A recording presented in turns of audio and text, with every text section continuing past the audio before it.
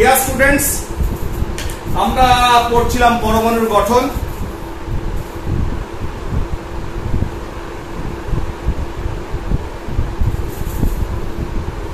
পরমাণুর গঠনে এর আগের পার্টে আমরা একটু ভারী টাইপের আলোচনা করলাম, হয়তো তোমাদের ঠিকই লাগবে, অত লাগবে না, তবে এর পরের আলোচনাটা শেষের মুখে আমরা চ্যাপ্টারকে গুটিয়ে নিয়ে এসেছি এক জায়গায়, ঠিক আছে? এবং এবার একটু হালকা ফুলকা, অর্থাৎ ইলেকট্রন বিন্যাস, ঠিক আছে?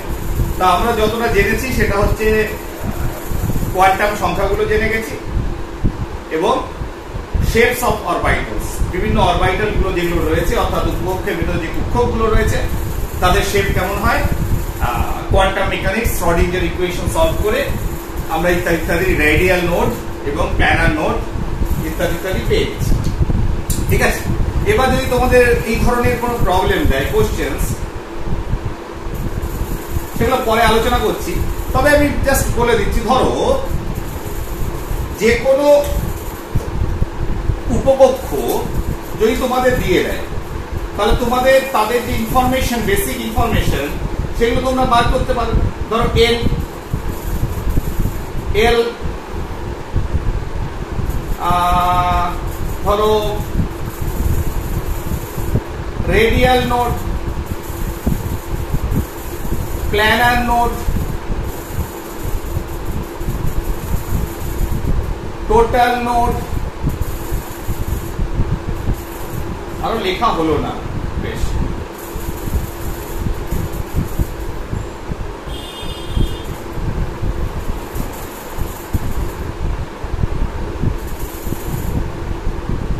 রেডিয়াল নোড, রেডিয়াল নোডের ফর্মুলা কি? n minus l minus 1। Planar node কি? l। টোটাল নোড কি? n minus 1। এটা n মাইনাস l মাইনাস 1। ধরো m s। তাহলে যে কোনো উপকক্ষ তার ইলেকট্রন গুলোর এই ভ্যালু গুলো তোমরা নিজেরাই বার করতে পারবে। ধরো সাপোজ দিয়ে দিল 3p। 3p উপকক্ষের যে ইলেকট্রন গুলো রয়েছে, তাহলে 3p এর ক্ষেত্রে মোট আমরা জানি 3 মানে হচ্ছে n এর মান 3, l এর মান কত p এর জন্য? l এর মান হচ্ছে 0 ফর s, p এর জন্য 1। m এর মান কি কি হতে পারে? -1, 0, +1, তিনটে মান হতে পারে। ক্লিয়ার? কারণ তিনটে উপকক্ষ, তিনটে কক্ষক রয়েছে। s এর মান কি হতে পারে? প্রত্যেকের জন্য +1, -1, দুটো ভ্যালু পাবো। এর জন্য দুটো, এর জন্য দুটো, এর জন্য দুটো। এটা শিখে গেছি। রেডিয়াল নোড কি হতে পারে? রেডিয়াল নোড কি করে বার করব? n is equal to 3 minus l হচ্ছে 1 minus 1 is equal to 1, একটা রেডিয়াল নোড। প্ল্যানার নোড হচ্ছে l এর মান হচ্ছে 1, একটা প্ল্যানার নোড পেলাম। টোটাল নোড কত পাবো? n minus 1, অর্থাৎ এখানে কত হলো? টোটাল নোডের ক্ষেত্রে এর হচ্ছে কত ভ্যালু?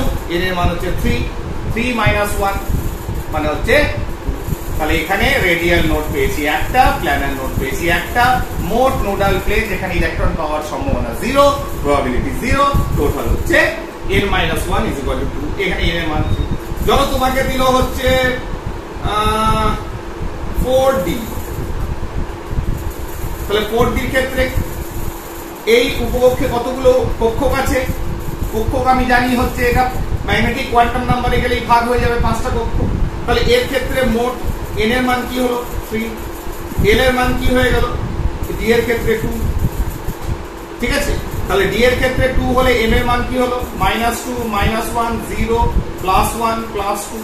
তাহলে এতগুলো কক্ষক রয়েছে। s এর মান কত? প্রত্যেকের জন্য হচ্ছে +1, -1, প্রত্যেকের জন্য। তাহলে 5খানা কক্ষক পেয়েছি, সবার জন্য +1, -1। রেডিয়াল নোড কি হয়ে গেল? রেডিয়াল নোড হয়ে গেল n 4 minus l, l কত? d এর জন্য 2 -1 মানে একটা। তাহলে 4d এর ক্ষেত্রে রেডিয়াল নোড একটা। প্ল্যানার নোড কটা? অর্থাৎ আমরা সবই জেনে গেছি, অসুবিধা নেই, আবার রিপিট করার দরকার নেই। l এর ভ্যালু হচ্ছে 2, দুটো প্ল্যানার নোড। তাহলে মোট নোড কটা? 4d মানে n -1 মানে 3। এখান থেকে বুঝতে পারছি 2 এর আগে 3। তাহলে এইভাবে যে কোনো স্বাভাবিক দিক না কেন তার এই ভ্যালু গুলো আমরা বার করতে পারবো, উত্তর লিখতে পারবো। এইবার একটা নীতি আসছে, তাও দেখে নে। পাউলি পাউলির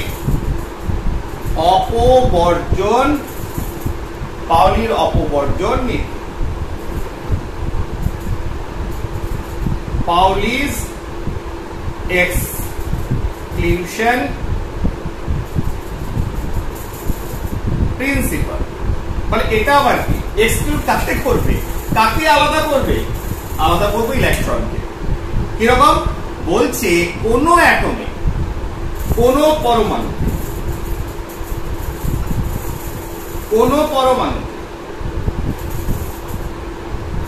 দুটি ইলেকট্রনের চারটি কোয়ান্টাম সংখ্যার মান এক হবে না। তাহলে এমন দুটো ইলেকট্রন একটা পরমাণুতে খুঁজে পাবো না যার চারটে কোয়ান্টাম সংখ্যা আমরা জানি n l m s, চারটে কোয়ান্টাম সংখ্যা দুটো ইলেকট্রনের এক হবে না। তাহলে এইভাবে প্রত্যেকটা ইলেকট্রন একটা পরমাণুর ভেতরে তাদের কোয়ান্টাম, চারটে কোয়ান্টাম সংখ্যার যে সেট, চারটে সেট, সেটা ডিফারেন্ট হবে, কোনো না কোনো ভাবে একটা আলাদা হতেই হবে। তাহলে in an atom there are no two electron, দুটো ইলেকট্রন এখন খুঁজে পাবে না can have same set of 4 quantum numbers, যার চারটে কোয়ান্টাম সংখ্যার মান একই রয়েছে। তাহলে আমরা তো জানি, দেখো দুটো ইলেকট্রন তাদের n এর মান আলাদা হলে আলাদা হলো। এবার আমরা এমন একটা কাজ করি যে একদম কাছাকাছি যমজ দুটো ইলেকট্রন নিত, যারা একই কক্ষে একই উপকক্ষে আছে, তাদের নিয়ে দেখি তো চারটে কোয়ান্টাম সংখ্যার মান এক হয় কিনা। ধরো হিলিয়ামে কটা? দুটো ইলেকট্রন আছে। তাহলে দুটো ইলেকট্রন থাকা মানে তাহলে প্রথম কক্ষেই দুটো ইলেকট্রন বর্তমান। তাহলে সেটাই যদি হয় তাহলে এই দুটো ইলেকট্রনের জন্য n এর মান এক, অর্থাৎ এরা কে কক্ষে আছে, l is equal to 0। তো দুটো ইলেকট্রনের ক্ষেত্রে l is equal to 0, কেন? দুটো ইলেকট্রনের জন্য অ্যাজিমুথাল কোয়ান্টাম নাম্বার বা গৌণ কোয়ান্টাম সংখ্যা, তাদের মান 0 s এর জন্য। তাহলে m এর মানও 0। বলে স্যার তিনটে তো এক হয়ে গেল। এই দুটো ইলেকট্রন, প্রথম কক্ষে যে দুটো ইলেকট্রন রয়েছে হিলিয়ামের, তাদের তো আমি বুঝতে পারছি যে তারা প্রথম কক্ষে আছে। 0 মানে হচ্ছে 1s, m 1s এ আছে, তিনটে তো এক। কিন্তু যখনই এসে যাচ্ছ, যেহেতু একটা কক্ষকে দুটো ইলেকট্রন থাকে, একটার ভ্যালু প্লাস আপ, একটার ভ্যালু মাইনাস আপ, তাহলে এস এর ক্ষেত্রেই তো প্রবলেম হয়ে যাচ্ছে। তাহলে এই যে দুটো ইলেকট্রন যারা প্রথম কক্ষে রয়েছে, সেম উপকক্ষ সেম কক্ষ, তাহলে এটা যদি ফার্স্ট ইলেকট্রন হয়, তাহলে এটা যদি সেকেন্ড ইলেকট্রন হয়, আর বাদ বাকি ইলেকট্রনের মতো ছেড়ে দাও, তারা অন্য কক্ষে আছে, তাদের এন এর ভ্যালু আলাদা। কেউ এস এ আছে, কেউ পি তে আছে, তাদের এল এর ভ্যালু আলাদা। তারা তো আলাদা একে অপরের থেকে, কোয়ান্টাম সংখ্যা, ঠিকানা তো আলাদা, সেট অফ কোয়ান্টাম নম্বর তো আলাদা। তাহলে যারা একই কক্ষকে একই উপকক্ষকে রয়েছে, তাদের ভিতর দেখো না, তাদের ভিতর দেখলেও দেখতে পাচ্ছি, দেখো ফার্স্ট ইলেকট্রনের ক্ষেত্রে আমরা কি দেখতে পাচ্ছি, যদি আমি সেট অফ কোয়ান্টাম নাম্বারস গুলোকে আলাদা করি, তাহলে এর ক্ষেত্রে n এর ভ্যালু 1, n এর ভ্যালু 1, l এর ভ্যালু 0, l এর ভ্যালু 0, m এর ভ্যালু 0, m এর ভ্যালু 0। কিন্তু এর ক্ষেত্রে একটার ক্ষেত্রে ইলেকট্রন s এর ভ্যালু প্লাস আপ, একটার ক্ষেত্রে মাইনাস আপ। তাহলে এখানে যেহেতু আলাদা হয়ে গেল, তাহলে সব কিছু এক, কিন্তু একটা জায়গায় যেহেতু আলাদা, সেই জন্য বলা হচ্ছে এমন কোন ইলেকট্রন একটা অ্যাটমের ভিতর খুঁজে পাওয়া যাবে না যাদের চারটে কোয়ান্টাম সংখ্যার মান এক হবে। তাই এটাকে বলা হয় পাউলিস এক্সক্লুশন প্রিন্সিপাল, অর্থাৎ তার electrons are exclusive in nature, তারা এক্সক্লুসিভ, তাদের প্রত্যেকের নিজস্ব চারটে কোয়ান্টাম সংখ্যার মান আছে, একে অপরের সঙ্গে কখনো আইডেন্টিক্যাল নয়, সেই জন্য এটাকে বলা হয় পাউলিস এক্সক্লুশন প্রিন্সিপাল। এইবার আমরা আস্তে আস্তে ইলেকট্রন বিন্যাসের দিকে যাচ্ছি। তো ইলেকট্রন বিন্যাসের দিকে যদি যাই, তাহলে একটা জিনিস কোয়ান্টাম সংখ্যা থেকে শিখে গেছি যে n is equal to 1, মানে কে কক্ষ, সেই কে কক্ষের ভেতরে l এর মান 0, তার মানে 1s উপকক্ষ রয়েছে। কি হয়েছে? 1s। তাহলে দ্বিতীয় কক্ষে n is equal to 2, মানে l কক্ষে যদি যাই, তাহলে সেখানে 0 আর 1, তার মানে 2s 2p উপকক্ষ রয়েছে। তাহলে n is equal to 3 তে যখন যাই m, তাহলে 0 1 2, তার মানে 3s 3p 3d উপভোক্য রয়েছে 3 নম্বর। এবার n ইজ ইকুয়াল টু যখন 4 এ যাব n, তাহলে 0 1 2 3, তাহলে 4s 4p 4d 4n। Clear?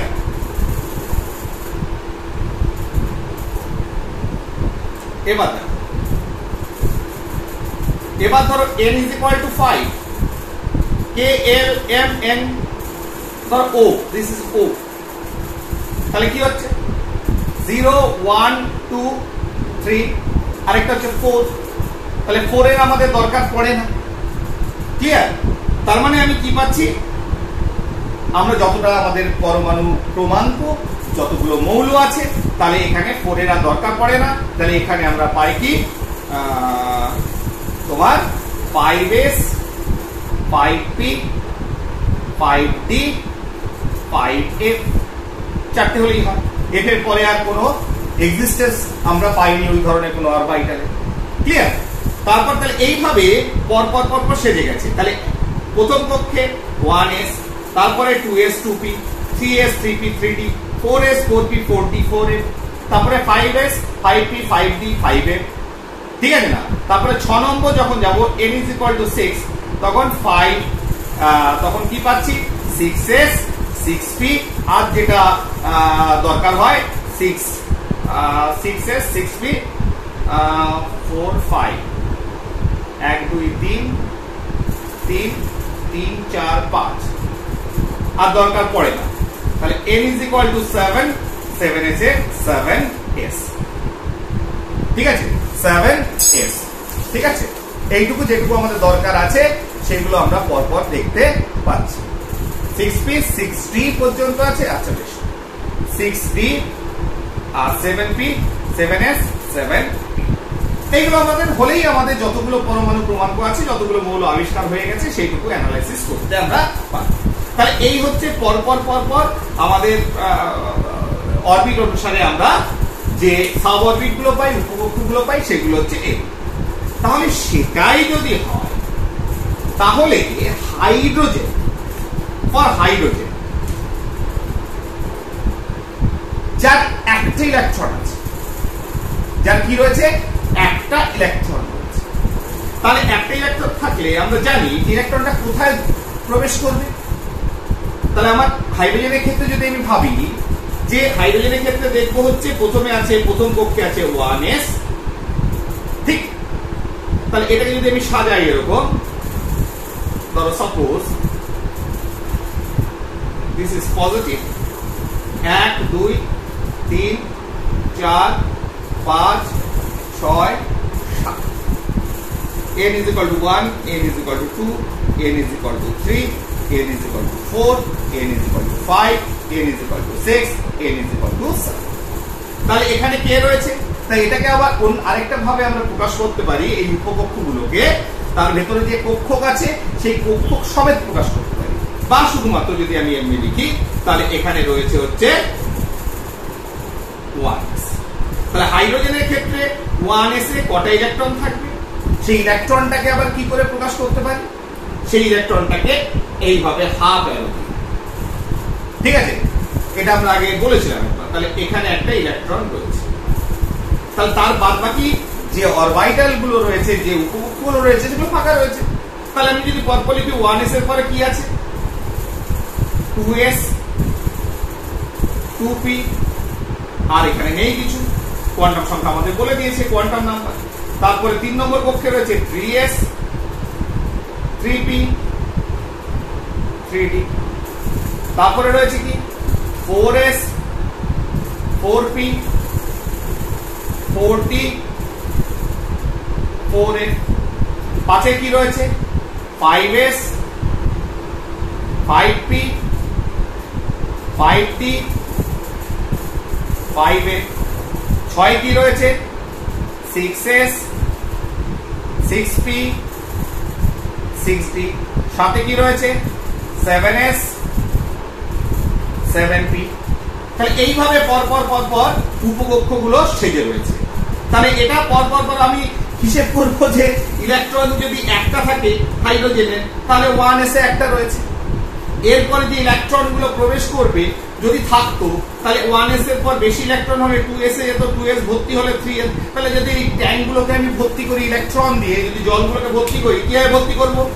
তাহলে 1s ভর্তি হলে 2s ভর্তি হবে, দেন 2p ভর্তি হবে, তারপরে কোথায় 3s ভর্তি হবে, 3p ভর্তি হবে, 3d ভর্তি হবে। তাহলে 1 নম্বর 2 নম্বর 3 নম্বর কক্ষ পরপর ভর্তি হতে থাকবে। 3d ভর্তি হয়ে গেলে 4s 4p 4d 4a, 4f এর পর 5s 5p 5d 5f, তারপরে 6s 6p 6d, তারপরে 7s 7p। তাহলে জল পরপর ভর্তি হতে থাকবে। এটা শেষ হলো, এটা শেষ হলো, এটা শেষ হলো, এটা শেষ হলো, এটা শেষ হলো, এটা শেষ হলো। তাহলে ফর হাইড্রোজেন অ্যাটম যার 1 ইলেকট্রন সিস্টেম, বাকিগুলো সব ফাঁকা আছে, তাদের ক্ষেত্রে এই ইলেকট্রন বিন্যাসটা এইভাবে ইলেকট্রন ভর্তি হতে পারে, সেটা আমরা কল্পনা করতে পারি। সেটা নিয়ে কোনো অসুবিধা নেই। যে বাকিগুলো তো ফাঁকা আছে, উপকক্ষের ভিতর নয়, কক্ষ আছে আমরা দেখছি, সেটা তো আমরা জানি না, চুম্বক কোয়ান্টাম সংখ্যায় সেটা আমরা দেখে এসেছি। কিন্তু যেহেতু হাইড্রোজেনের মতো 1 ইলেকট্রন সিস্টেম, যাদের একটা ইলেকট্রন রয়েছে, তাই প্রথম কক্ষে যখন 1s আছে, সেই উপকক্ষে ইলেকট্রনটা ঢুকলো, অর্থাৎ সেই কক্ষের ভিতরে ইলেকট্রন ঢুকলো, বাকিগুলো সব ফাঁকা আছে, এইভাবে পরপর সেজে থাকবে, এটা ভাবতে পারি। কিন্তু যাদের ক্ষেত্রে একাধিক ইলেকট্রন রয়েছে, যে সকল হাইড্রোজেন বাদ দিয়েও তো প্রচুর মৌল রয়েছে আমাদের কাছে, যাদের একাধিক ইলেকট্রন রয়েছে, সেক্ষেত্রে বিজ্ঞানী আউবাউ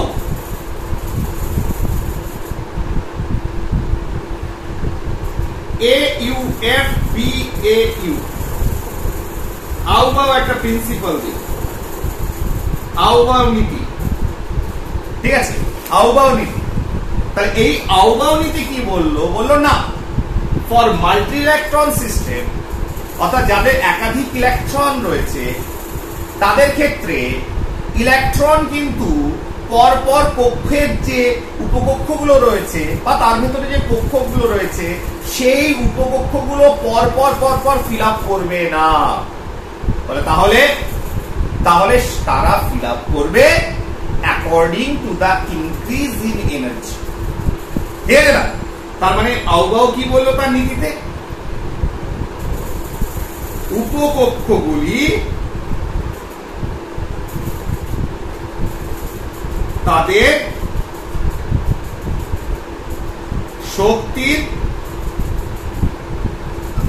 ঊর্ধ্বক্রমে পূর্ণ হবে। তাহলে ইলেকট্রন দ্বারা কিভাবে পূর্ণ হবে?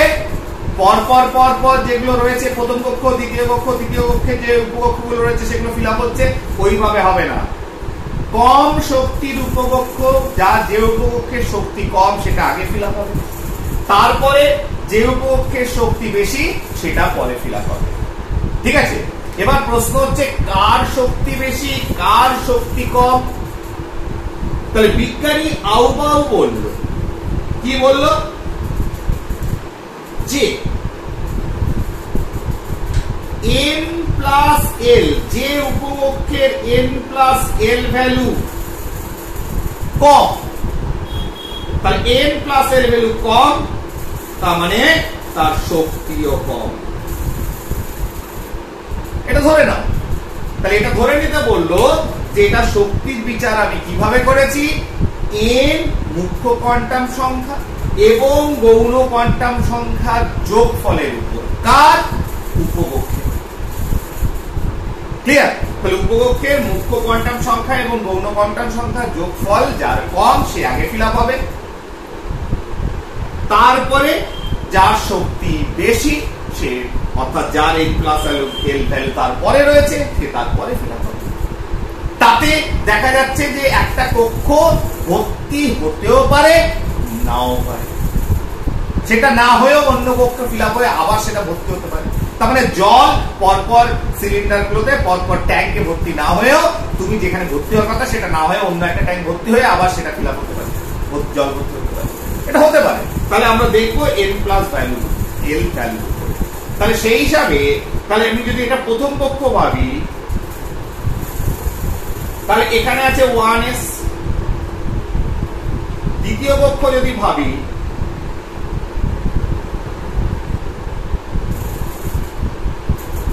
এখানে আছে 2s 2p।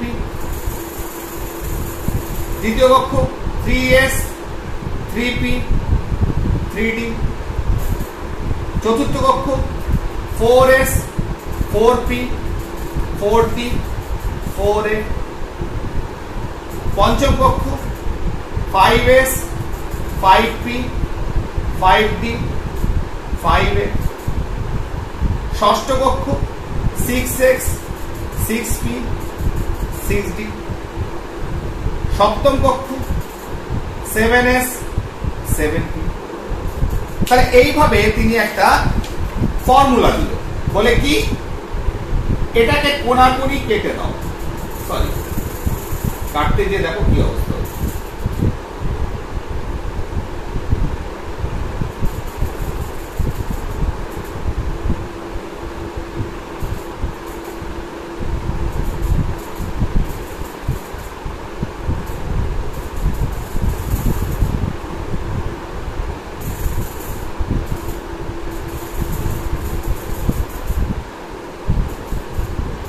কাটা গেল।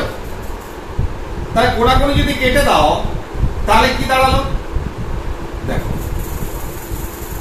তার মানে এইটা ফিল আপ হলো, নিয়ে ব্যাক করলাম, এটা ফিল আপ হলো, ব্যাক করলাম, এটা ফিল আপ হলো, ব্যাক করলাম, এটা ফিল আপ হলো, আবার ব্যাক করলাম, এটা ফিল আপ হলো। তাহলে এইভাবে ব্যাক করে করে করে করে ফিল আপ হতে থাকবে। তার মানে কি দাঁড়ালো, পরপর যদি লিখি 1s then 2s then 2p। এটা যদি মুছে দিই একটু, 3s 3p 3s দেখো 1s, তারপরে 2s 2p 3s 3p 4s। তারপরে দেখো 3d 4p 5s। তারপর 3d 4p 5s। তারপর দেখো 4d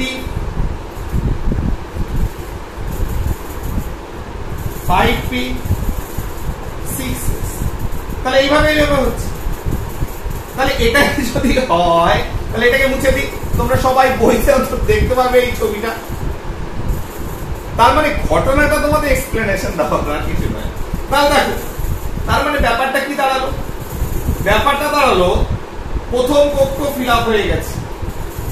দ্বিতীয় কক্ষে দেখো, প্রথম কক্ষে কটা ইলেকট্রন, দুটো।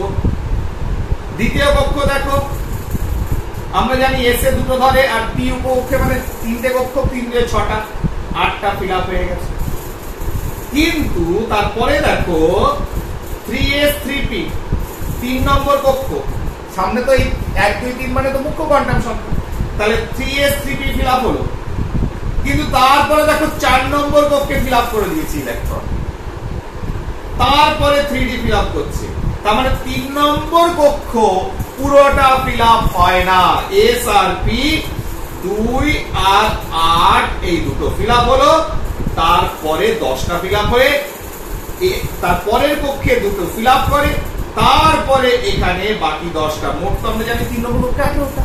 তো 3 নম্বর কক্ষে প্রথমে 10টা ফিল আপ করে, এস এবং পি উপকক্ষে ইলেকট্রন ঢোকে, তারপরে এস এ 4 নম্বর কক্ষের এস এ দুটো ফিল আপ করে 3 নম্বর কক্ষে ঢোকে।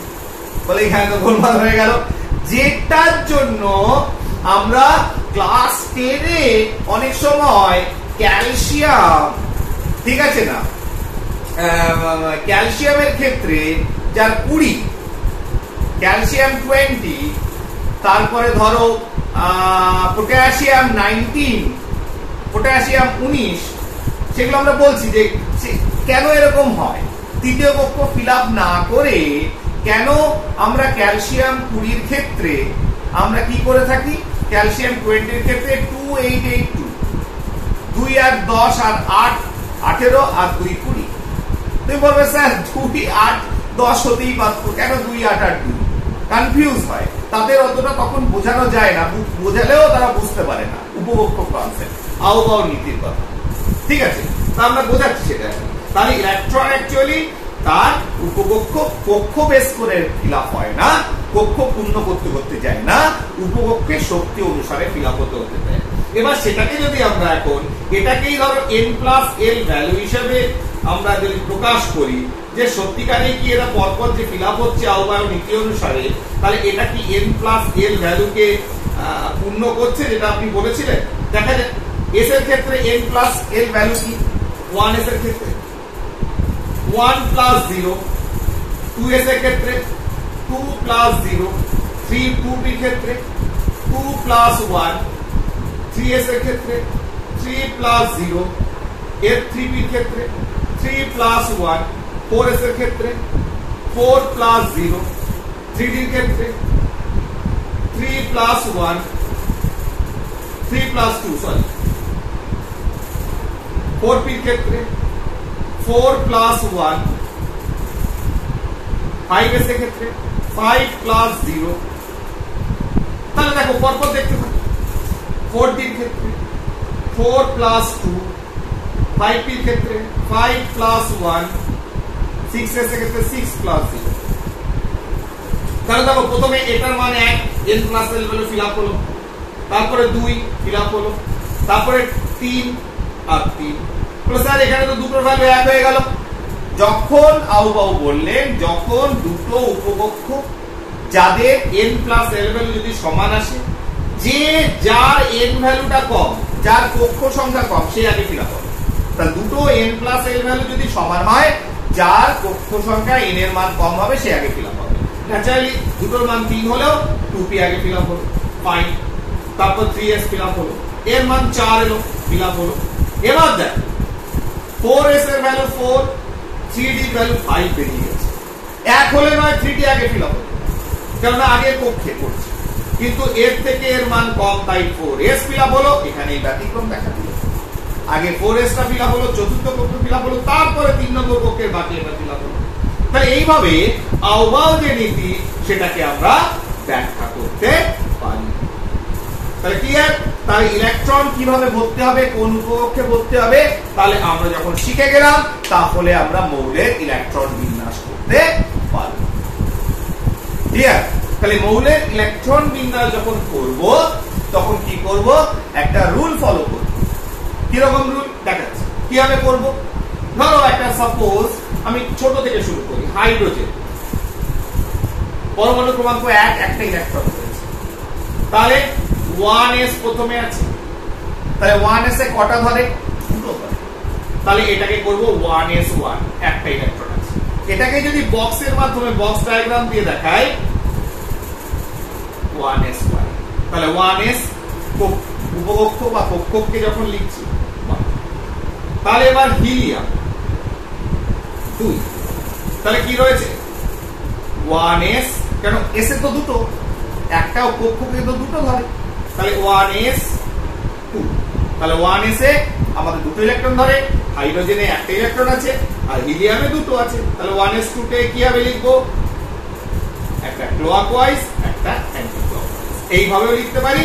আমাদের প্রয়োজনে যখন বন্ডিং করব তখন এগুলো খুব প্রয়োজন আছে আমাদের। ইলেকট্রনটা তার এই যে পেয়ারিং সেটা জোড় অবস্থায় আছে কিনা বা একা আছে কিনা এটা জানার দরকার হয়, সেজন্য বক্স ডায়াগ্রাম ইউজ করি। আচ্ছা, লিথিয়াম 3, তাহলে কি হবে, এবার আমাদের যে এটা জানি কি শিখেছি 1s 2s, তারপরে 2s 2p 3s 3p 4s 3d,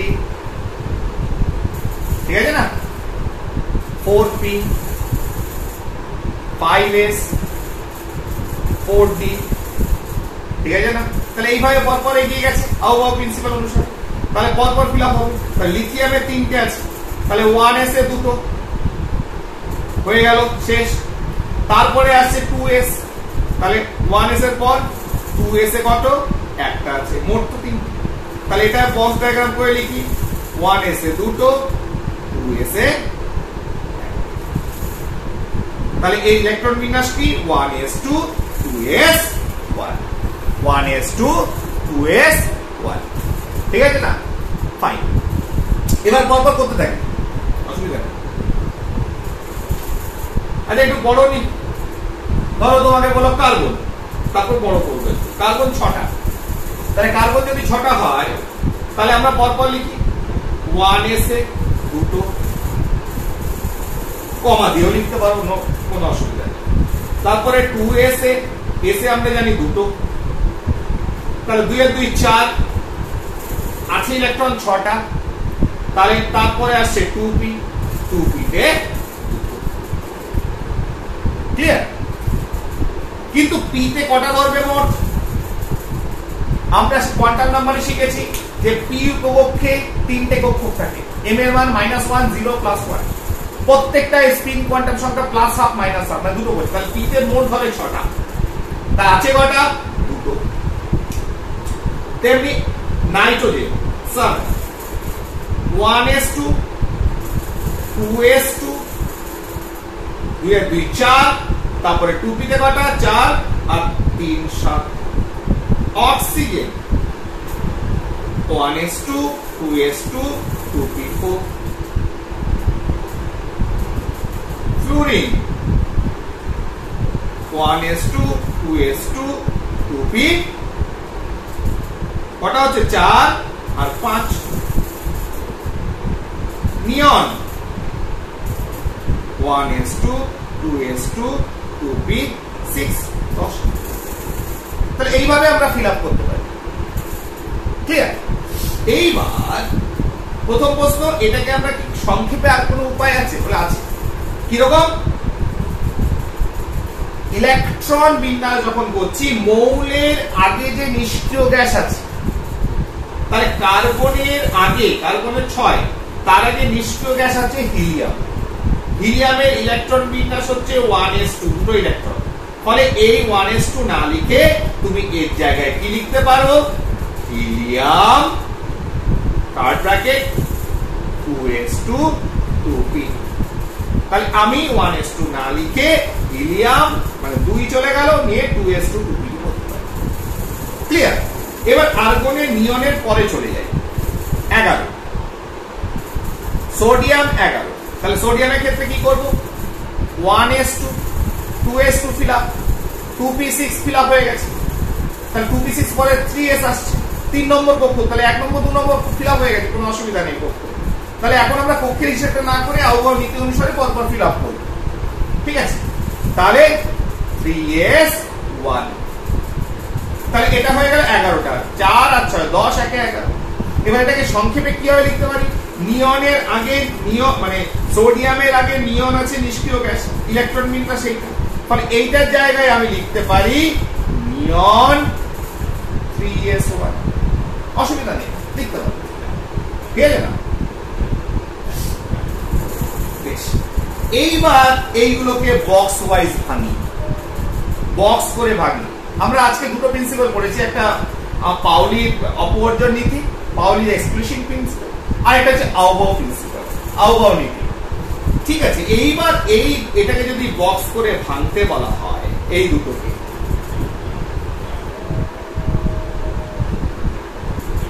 ওহো কার্বনও আছে তো, তাহলে কার্বন 6, 1s2 2s2 2 এর 2 4 2p। তাহলে এটাকে বক্স করে ভাঙবো। তাহলে কিভাবে ভাঙবো? 1s এ আছে দুটো, 2s এ আছে দুটো, এবার দুটো p 2p। বলে স্যার 2p কে তো ভাঙতে হবে, কারণ কি? কেন? p উপকক্ষে তো 3টে কক্ষক আছে যাদের এনার্জির ভ্যালু একই রকম, কারণ ওই উপকক্ষের ভেতরে তো খালি ওরিয়েন্টেশন আলাদা 3টে অ্যাক্সিসে। তাহলে ভেঙে দিলাম, ঠিক আছে না? এটা হলো 2p। এইবার 2p তে কটা ইলেকট্রন? দুটো, একটা দুটো, একটা দুটো, এই জায়গায় মাথাটা গোলমাল হয়ে গেল। কিরকম? আরেকজন স্টুডেন্ট লিখলো যে স্যার 1s এ দুটো, 2s এ দুটো, p তে তো তিনটে ঘরই ফাঁকা, একটা ঘরে কেন আমি থাকবো গাদাগাদি করে? কেউ গাদাগাদি করে থাকতে চায় না, আমি আলাদা আলাদা থাকবো। কি থাকবো? আলাদা আলাদা থাকবো। কোনটা ঠিক? যে কোনটা ঠিক হবে এটাকে বিচার করার জন্য হুন বা হান ইংরেজিতে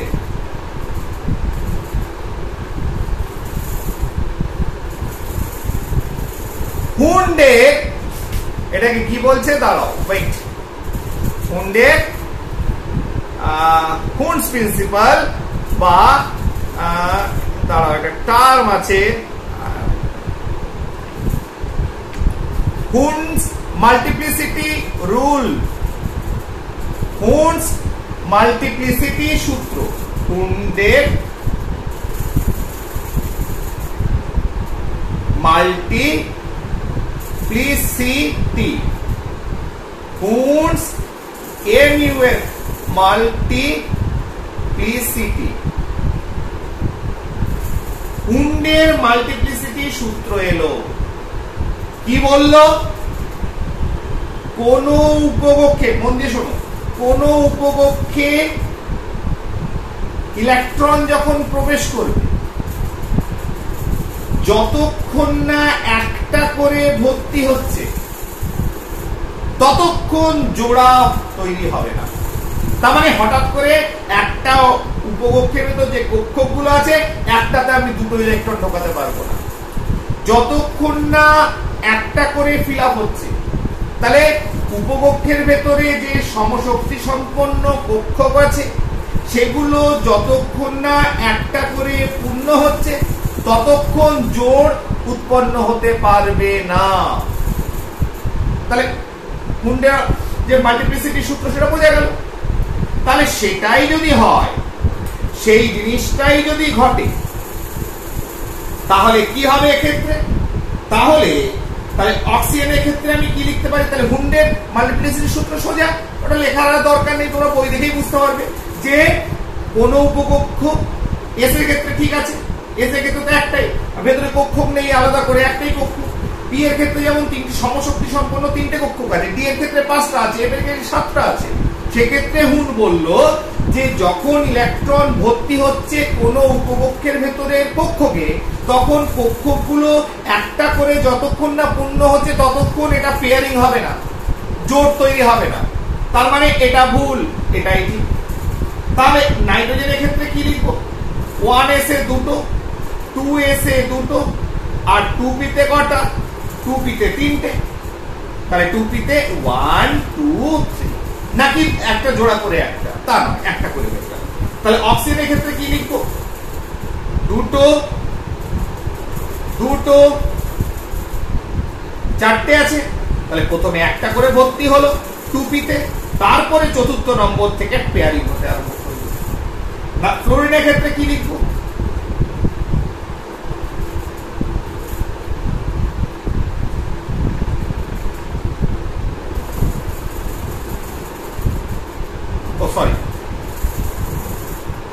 তিনটে, চারটে, পাঁচটা। তাহলে একটা জিনিস বলতো যে ফ্লোরিন অ্যাটমে, ফ্লোরিন পরমাণুতে কটা বেজোড় ইলেকট্রন আছে? জোড় জোড় জোড় জোড়, একটা বেজোড়। অক্সিজেন পরমাণুতে কটা বেজোড় আছে? একটা বেজোড়, দুটো বেজোড়। এখান থেকে প্রশ্ন আসতে পারে যে অক্সিজেন পরমাণুতে, অক্সিজেন পরমাণুর ভেতরে কটি বেজোড় ইলেকট্রন আছে? একটা বেজোড়, দুটো বেজোড়। ক্লিয়ার? নাইট্রোজেনের ভেতর তাহলে যতক্ষণ না ইলেকট্রনিক কনফিগারেশন করছো ততক্ষণ বেজোড়ের কথা তুমি বুঝতে পারবে না। অর্থাৎ যে উপকক্ষ ফিল আপ হয়নি সেখানেই আমি বেজোড় ইলেকট্রন খুঁজে পাবো। যেগুলো ফিল আপ হয়ে গেলে তো সেগুলো জোড়। যেমন নাইট্রোজেন 1s2 2s2 2p3 দুটো জোড়া, আর এখানে তিনটে বেজোড়। তাহলে 3 unpaired electrons, 2 unpaired electrons, 1 unpaired electrons present in nitrogen, oxygen and fluorine corresponding respectively. এরপরে চলে আসি আর একটু বড়, যেখানে ডি ইন্টারফারেন্স করছে। দেখো এফ নিয়ে অত আলোচনা করবো না, কারণ সেটা পিরিয়ডিক টেবিল যখন পড়বে তখন এফ ব্লক এলিমেন্টস পড়বে, তখন সেটা নিয়ে ইলেকট্রনিক কনফিগারেশন দেখবে। এবার ধরো স্ক্যান্ডিয়াম 21, স্ক্যান্ডিয়াম 21, স্ক্যান্ডিয়াম 21 ইলেকট্রন বিন্যাস কেমন? 1s এ দুটো, পরপর যদি করি 2s এ দুটো, 2p6 10টা, 3s2, 3p6, 4s2। তাহলে দেখো তাহলে কটা হলো? 10টা, 12, আচ্ছা 18 আর 2 20, 3d1। এস করার পর ডি আসে, ঠিক আছে না? বা এটাকে আমি, কেউ যদি মনে করে যে এইভাবে না করে আমি এইভাবে লিখবো, 4s এখানে লিখে 4s ফিল আপ করে ডি কে একটা করলাম, বুঝতে আরো সুবিধা হবে। তো এটাকে অন্যভাবে কিভাবে প্রকাশ করতে পারি? এটার আগে আছে এই 1 10, এই যে 18, এটাকে হচ্ছে আর্গন। তাহলে আর্গন 3d1 4s2 বা 4s2 3d1, এটা স্ক্যান্ডিয়াম হয়ে গেল, কোনো অসুবিধা নেই, ঠিক আছে? Titanium 22, 1s2, 2s2, 2p6, 3s2, 3p6, তার সঙ্গে কি হচ্ছে? 4s2, 3d2, clear? এরপরে ভ্যানেডিয়াম, ক্রোমিয়াম, লেটস সি ক্রোমিয়াম 24, ক্রোমিয়ামে কি হচ্ছে? সোজা, কোনো প্রবলেম নেই। 1s2, 2s2, 2p6, 3s2, 3p6, 4s2, 3d4, easy. কিন্তু বাস্তবে যেটা পেয়ে থাকি সেটা হচ্ছে 1s2, 2s2, 2p6, 3s2, 3p6, 4s1, 3d5। এটা তো বুঝলাম না, একই নতুন নীতি, একই আহ্বাও নীতির বাইরে কিছু আছে? এটা কেন হলো স্যার? এটা তো বুঝতে পারলাম না। দেখো এই পর্যন্ত তো আহ্বাও নীতি, 1s, 2s, 2p, 3s, 3p সব ফিল আপ হয়ে গেল, তারপরে 4s ফিল আপ হলো। আমি আমার সুবিধার্থে, বোঝার সুবিধার্থে, যে ডিটা এখানে কক্ষ রয়েছে, তারপরে 4s বাইরে রয়েছে, সেই জন্য এটা ঘুরিয়ে লিখেছি, এদিকেও লিখতে পারো। তাহলে 4s ফিল আপ হলো দুটো, তারপরে বাকি ডিতে পড়ে থাকে। তার হঠাৎ করে এটা হতে গেল কেন? এইগুলোকে বাদ দাও, এগুলো সব তো ফিল আপ হয়ে আছে। এই দুটোকে নিয়ে একটু দেখো।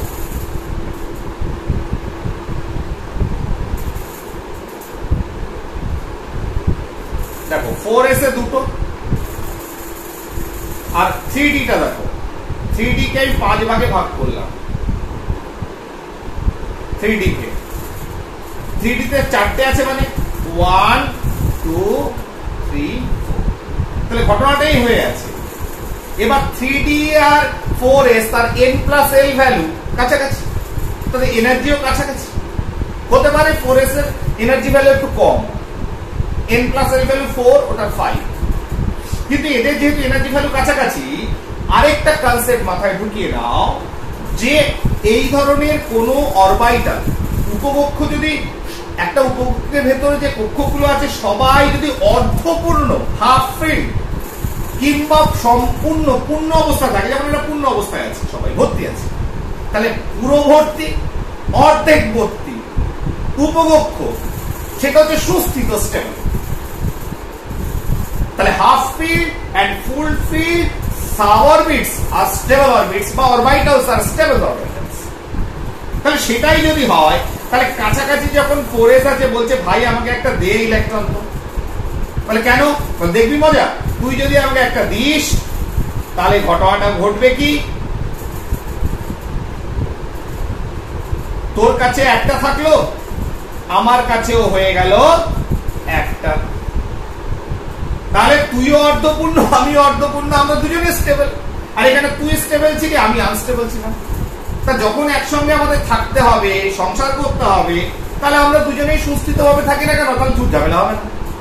তাহলে ন্যাচারালি ইলেকট্রন বিন্যাস অফ ক্রোমিয়াম ইজ দিস।